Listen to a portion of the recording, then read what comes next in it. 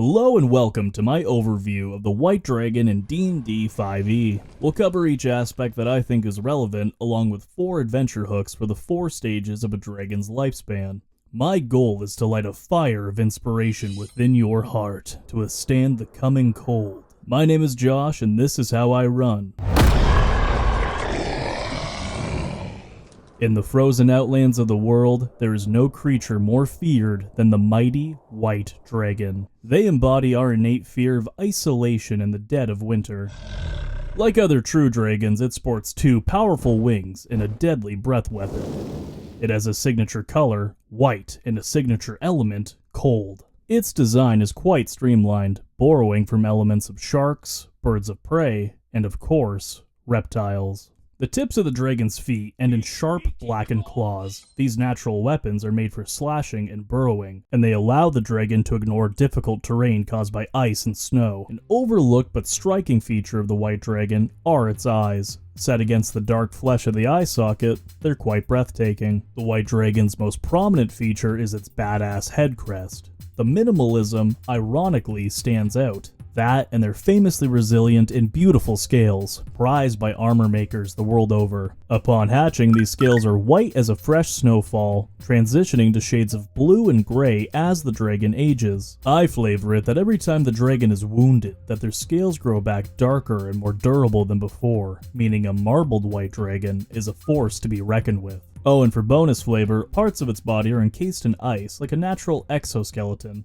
Alright everyone, chill. White dragons are often coded as slow and dim-witted. This seems unfair until you look at the numbers and put them up against a green or silver dragon. At the same time, when's the last time your character had an intelligence above 10? The way I see it, white dragons are extremely practical. Why bother to learn the name of its region or who rules in the nearby town? It's a hunter primarily. Anything it can't eat, maim, or kill has no interest to it. The White Dragon fixates on anything related to the hunt. It can remember every tree in its territory, every coin and magic item and where they got them. It remembers every creature it ever preyed on, and it tends to get obsessive over those who get away. A brief aside here, all dragons are capable of magic and can be any alignment. If you or your DM wants to run it as a pescatarian pacifist, go for it. For this video, let's assume a chaotic evil dragon, a prideful hunter. The hunt is on! As dragons age, they transition between different stages of life, depending how old they are. With age comes power and experience, thus their challenge rating goes up. For each of the adventure hooks I'll walk you through, we'll examine a different form. Part 1. The Miracle of Birth. Following an icy incubation, the White Dragon hatches as a Wyrmling. Its size is only medium, but it already embodies the characteristics it will carry on into the later stages of life. Now is a good time to touch on dragon names, as our Wyrmling is going to need one. My philosophy: find a pun or play on words that is, evocative of the dragon's themes, but not too obvious. Dominic, bad guy? It's pronounced bad G.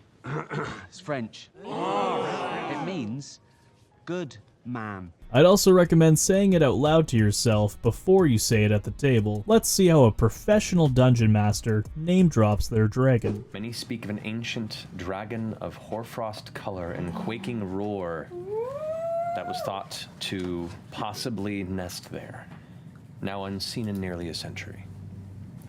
This dragon's name is Giladon, the Nightmare in Ivory.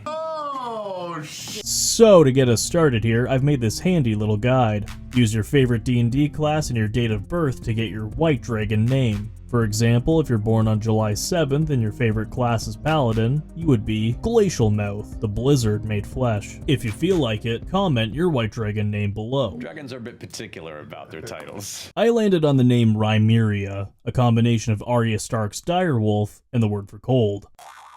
Before we begin, a little disclaimer. As we go through these 4 adventure hooks, I will be diverting from the monster manual in a couple of places. It's basically my own spin on things. That out of the way, let's dive right in. Right off the hop, white dragons are independent lone wolves. So naturally, for this first adventure, We're gonna ignore that. I'm gonna say it's subverting your expectations. Snow falls on an isolated farming community, and soon 2 people will be dead. Howls alert the party as they warm up in the tavern. The barkeep curses. He turns to the party and explains a local wolf pack has been attacking travelers coming to and from town. Nobody knows why they're so aggressive, but at least they only attack people outside of town. And then they hear the screams. Everyone gathers up their weapons and runs for the stables, but they arrive too late. The damage has been done. Blood soaks into snow, 2 are dead and several are injured. One of them is stammering about a white wolf. The players will launch an investigation. This could be casting Speak with Animals, Speaking with the Dead, or searching for clues in some other way. All clues point towards a white creature lurking amongst the wolves. It led the attack on the town and then retreated back across the river. Looking further into it, they find a temporary ice bridge that is now collapsing. What is happening? The wolves are forming a suspension bridge. How is that possible? I don't know. All right, let's go. This can form an impromptu skill challenge if the players want to follow the wolves. Tracking the wolves to their den, the heroes are in for quite a shock. Rimeria is no wolf. Rimeria is a dragon! Adopted into the wolf pack after she hatched in their midst, Rimeria has taught them to see you as prey. Muzzle bloodied from human flesh, Rimeria skulks forward. She crushes a human skull on her way. Wolves join her at her side and give a long howl. Rimeria roars. Roll initiative. This is a simple one for the higher end of low-level play. I say this because a low-level party can be dropped by a Wyrmling pretty quickly. If your party is especially strong or numerous, you can multiply the number of wolves or make a few of them dire wolves. On the flip side, you could have the wolves betray Rimeria halfway through the combat. Call it instinct. Call it the wolves being sick and tired of the dragon telling them what to do. Wyrmlings were the least popular answer for different types of dragon encounters. I get that the dungeon masters probably want to save the dragons for the end of the adventure, but I encourage you to give them a try. You might come up with something interesting. We now fast forward about 5 years for our next dragon encounter. Wyrmlings that live past 5 years are now considered young dragons. Their size increases to large and they're now big enough to fend off most threats. By this age, the dragon is likely the last survivor of its clutch. Its siblings are competition, and it likely had to fend off a bunch of them in territorial disputes. At this age, the worry isn't so much the dragon itself, but what it could become. And local guilds will begin to put out contracts demanding the dragon's head. No easy task, as by now the dragon is the veteran of many fights. It has scouted out a decent lair or muscled its way into somebody else's. How dare you enter the creature's lair? Let's talk treasure. White dragons are fond of anything that complements their icy lair. While diamonds are their favorite, they also like quartz, moonstone, white opals, and pearl. For coins, they value silver more than gold, and they love platinum. It's all about the aesthetics for white dragons. That's not bad. While other dragons just pile their treasure in the middle of the room, a white dragon uses its treasure to decorate. Using its natural ability to manipulate ice, a white dragon freezes coins into the walls of its lair, displaying them in grand, sparkling patterns. It will use these patterns to frame their many frozen trophies. Former enemies, one and all. A catalogue of thieves, double-crossers, and do-gooders. Encounter 2 is a reverse dungeon. What is that, you ask? Essentially, the players start in the center of the dungeon and have to navigate their way out. Like playing a Zelda dungeon, but starting in the boss room. You can get your players in the dungeon through magical means, brute force, or by having the heroes stumble upon a secret entrance. The heroes fall into the lair, unaware of their impending danger. Pulling their comrades out of the snowbank, they begin to explore the space. Within the darkness, they see a wolf pack encased in ice. Other frozen monstrosities are displayed in icy columns. Further inside, an entire adventuring party, locked in frozen stasis. Littered about the room are piles of treasure covered in a thin layer of frost. The players can begin to loot. Mine certainly did. I had them roll initiative at this point to organize the chaos that is looting. Initiative is a great psychological tool. I use it outside of combat to get players thinking tactically. I also knew combat was mere moments from breaking out. A few of these treasure piles were trapped. And sure enough, the rogue set one off. A magic mouth screamed out. I actually strained my voice in the middle of the session. And a moment later, heralded the dragon's arrival. Rimeria emerges, digging her way out of the cavern's ceiling. The rogue dives into a snowbank and the ranger cloaks the party and passes without trace. Rimeria takes her turn in initiative. She flies down to the treasure pile to inspect it. Not seeing any intruders, she angrily blasts her cold breath around, hitting nobody. Next up is the rogue, who looks over and sees a door on the far side of the cavern.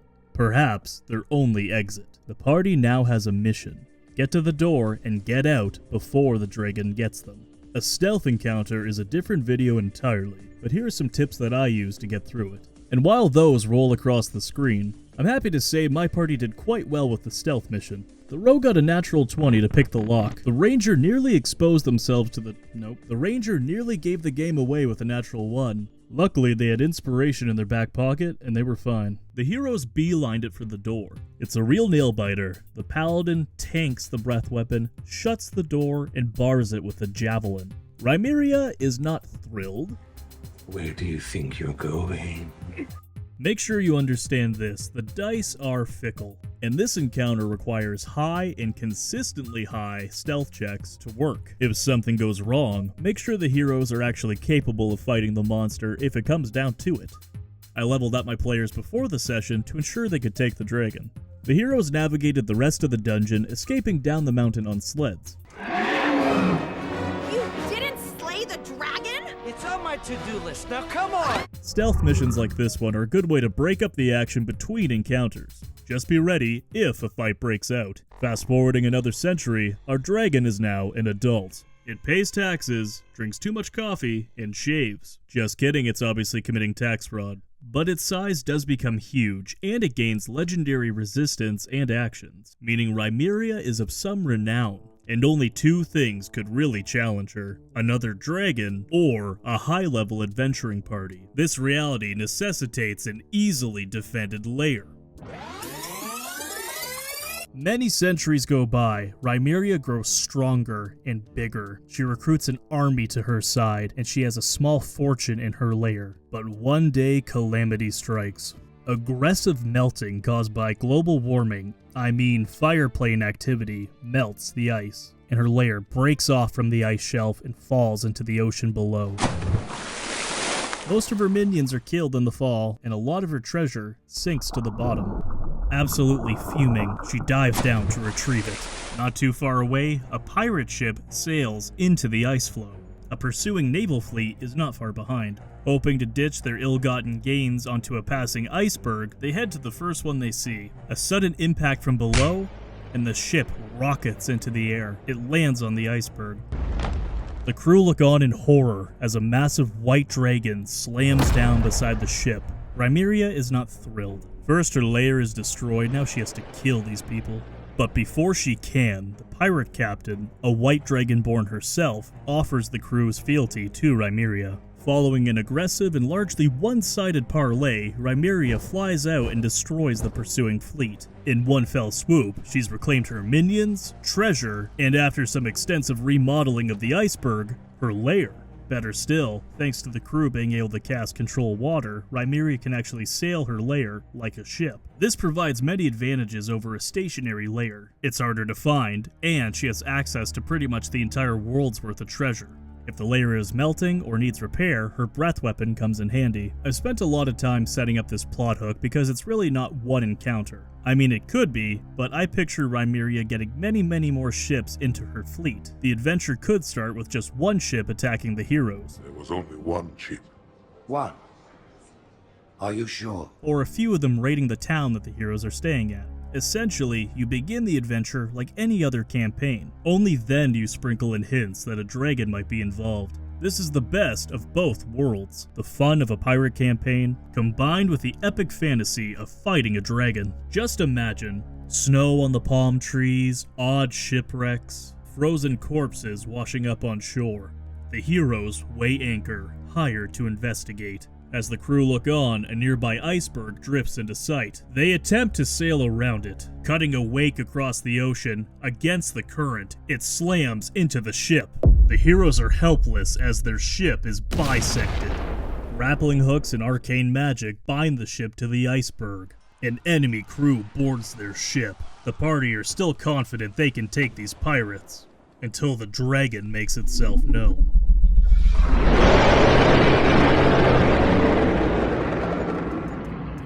Things get serious after 800 years. Very few dragons live long enough to grow to gargantuan size. You'll outlast every fragile, insignificant being on this planet. You'll live to see this world crumble to dust and blow away! They are truly world-ending threats, the gateways to the greatest of challenges. Dragons that hit above their weight class can rival even the gods. And only the most powerful, coordinated, lucky heroes can bring them down. Our final encounter is a quest to slay Rimeria. For what reason? Take your pick, but they are here, and no punches will be pulled. Rimeria's lair is at the summit of a mountain, and simply getting there will involve inclement weather, traps and ambushes, an army of ice-themed minions, and the wrath of a dragon. Within 6 miles of a dragon's lair, regional effects are in place. There are a few to choose from. The main one is terraforming the region into Canada. I would also add that any spell or ability that teleports is limited to 500 feet.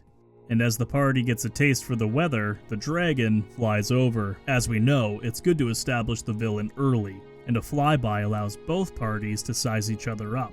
For the rest of the adventure, the dragon will be keeping an eye on the heroes, and that could be from a nearby cliff, magically through a patch of ice, or the frozen eyes of a simulacrum. Whatever the case, Rimeria is curious. Is this band of adventurers a worthy foe? She will have her answer very soon. The climb to the top is not easy, and many traps have been set, waiting to be sprung. The first is a false ice bridge. Seemingly a convenient shortcut, it'll actually break when the heroes are halfway across. Whoever triggers it is in for some fall damage, and they'll be at the mercy of the ice trolls that live down below.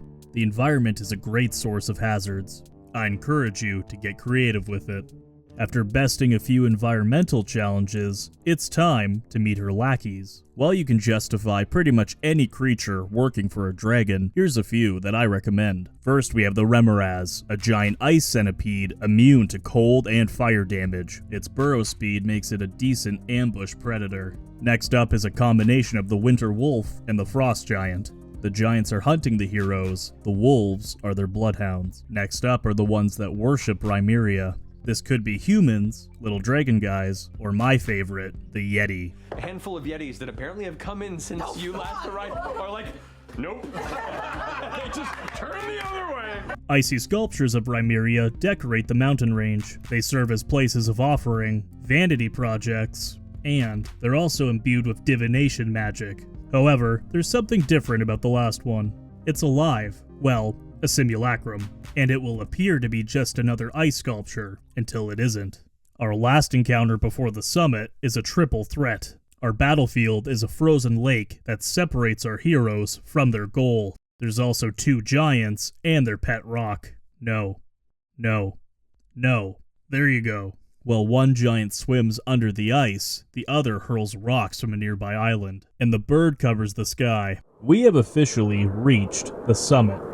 It only took about 18 minutes. And I need you to answer a question. Is the mountain range Rimeria's lair? Because if you are satisfied with the adventure so far, then it might be best to go right into the dragon fight. No final gauntlet necessary. The journey here was the dungeon. But if your players are feeling fine, and their characters are high on resources, this is your last chance to whittle them down, so a small dungeon might be necessary. That said, the heroes arrive at the lair. The doors are ominously open. Walking inside, the heroes are in the trophy hall. They see powerful beings displayed on ice, which is a shorthand for the power of Rimeria. As the heroes enter the space, the ceiling above breaks apart, showering them with ice shards. These ice shards make up the first lair action, which just means on initiative count 20, one of the following happens.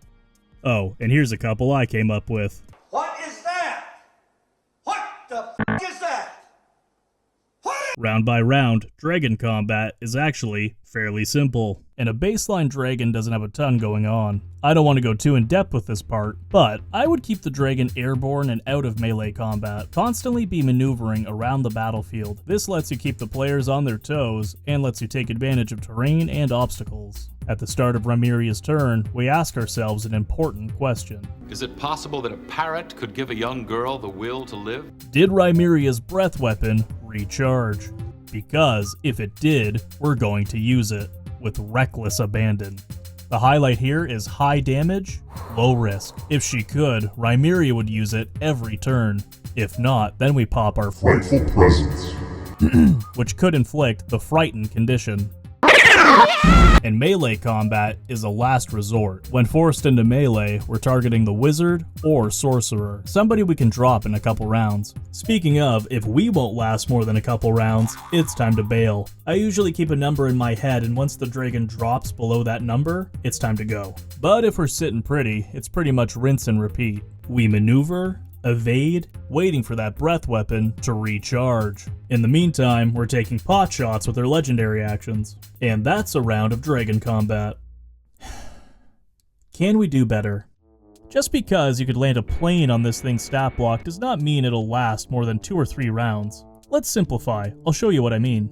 Offensively, we have one really solid but unreliable ranged attack and so-so melee capabilities. Defensively, we're not much better off. We're simply an easy target. Luckily, there's things we can do to address this. The first is passive buffs, a boost to the dragon's normal capabilities.